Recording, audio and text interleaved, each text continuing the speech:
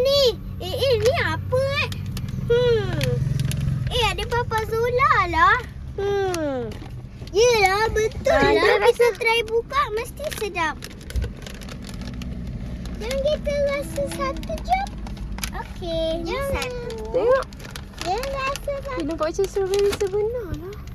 Okey, jom kita Tapi rasa. dia ringan je. Cuba rasa dik. Sedap tak? Rasa apa dik? Sedap? Sedap. Tapi dia terlalu keras lah. Terlalu keras untuk orang tak ada gigi. Mana?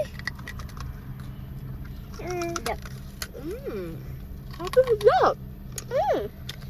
Kalau korang letak dalam peti sejuk, mesti lagi sedap kan? Mak dia nak. Jangan. Ui, dia makan juga.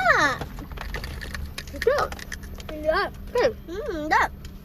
Dia ada yang banana dengan sayur-sayuran kat situ. Pak Mali hangat-hangat. Sedap ni korang. Tengok adik saya, gigi dia kuat weh. Dia padahal baru ada gigi sikit. Pegang tak Mama nak letak kat sebelah Madiha? Lihat dia. Kakak yang cakap benda ni viral.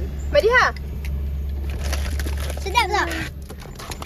Mama rasa kalau kakak bagi dia pegang satu tu mesti dia boleh makan, dia boleh pegang. Kalau dia Bagi dia satu. Dia tak ada pengawet. Bagus ni.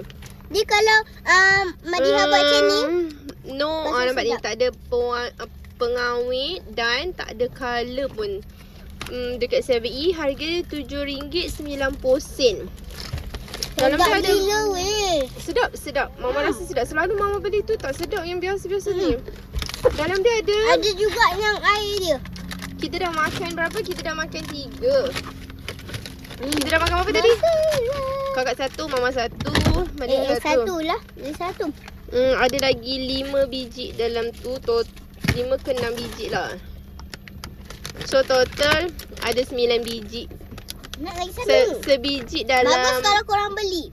sebiji dia berhasil. dalam RM1 dah. Tapi Ayah sedap. di mana? Seriously sedap. Serius sedap. Recommended. Boleh beli dekat 7-Eleven. Bye. Bye. Jumpa lagi. Jangan lupa like, komen, share dan subscribe. Lesen bawah. Siapa nak beli, beli dekat 7-Eleven. Bye.